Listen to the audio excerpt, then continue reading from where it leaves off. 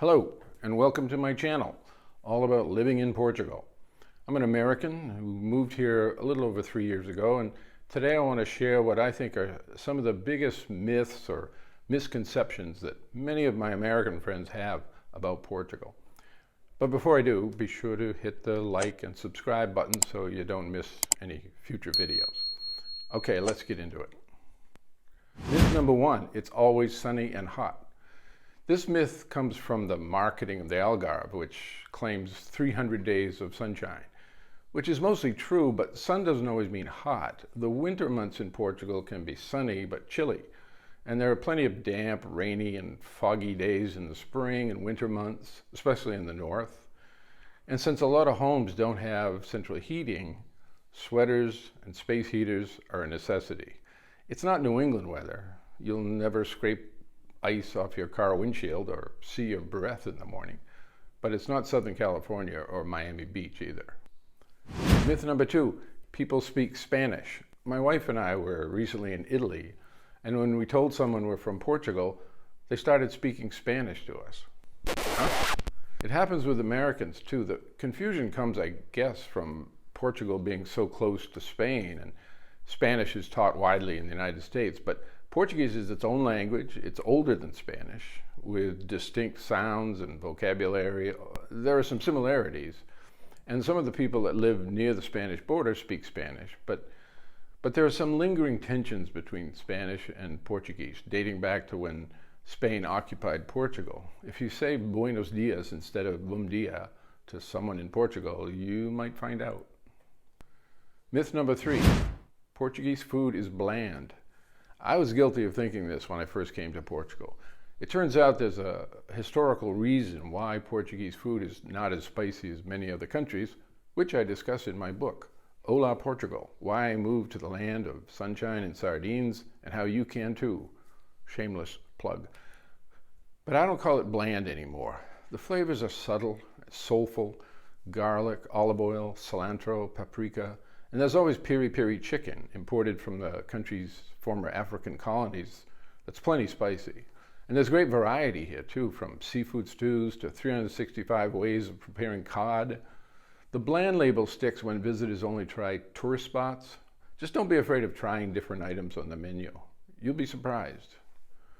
Myth number four, no one speaks English, or everyone does. I've heard this both ways. The bottom line is English is widely spoken, especially in the cities and tourist areas, but in smaller, more rural towns and among older generations, not so much. Translation apps help, and they've become widely used even by the natives, and they're especially helpful when reading menus or the ingredients of food at the grocery store.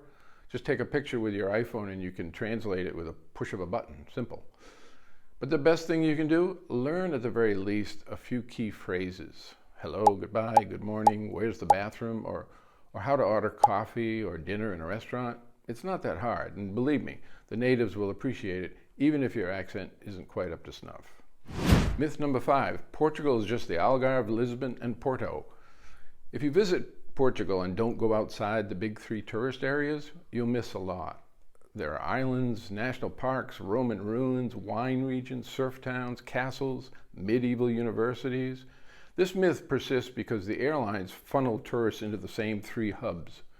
My advice, get a car, take a road trip, or take a train from Lisbon to Porto.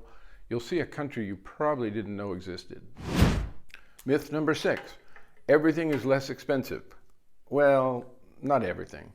It's true that coffee, pastries, beer, wine, Uber, and metro rides are great value compared to the United States.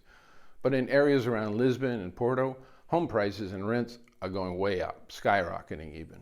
Cars, gasoline, clothing, many imported goods aren't cheap either, and salaries here are much lower. Yes, the overall cost of living is lower than the US, especially if you're coming from Boston, New York, or San Francisco. But it might not be as big a bargain as you expected, depending on what you're buying and where. If you're visiting Lisbon, here's a tip. Drive a few miles outside the city. You'll be amazed at how inexpensive a good, authentic Portuguese meal can be at a restaurant that's just a few minutes away from the tourist hotspots. Myth number seven, there's no tipping. It's not that there's no tipping, it's just that tipping isn't mandatory. It's not expected like in the US.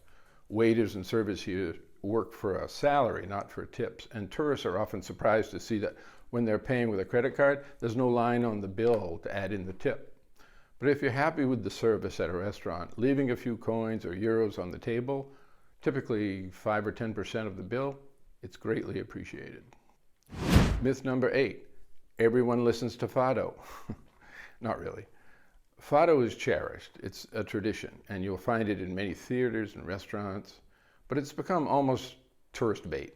Some of what you hear might not even be really authentic. I compare it to opera. It's a genre of music that appeals to some, but Portugal's music spans indie rock, hip-hop, electronic.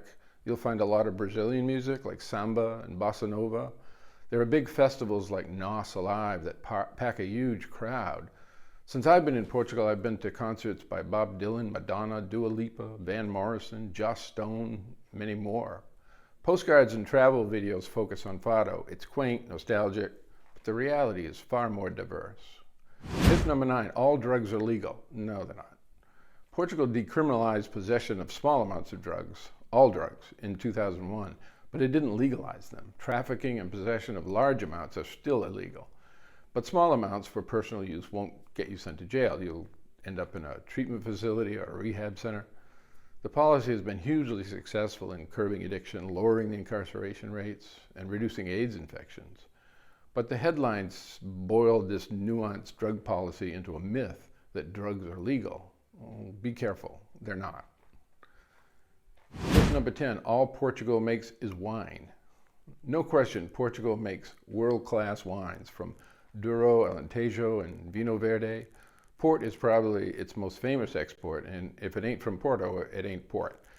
But if you think that's all there is to sample in Portugal, you'll be badly mistaken. Have you ever tried Portuguese cheese? Not a lot of it is exported, but in a world competition last year involving almost 5,000 cheeses from 47 countries, a sheep's milk cheese produced in the small Portuguese village of Soleria was named best in the world, and I can tell you from experience, it's fantastic.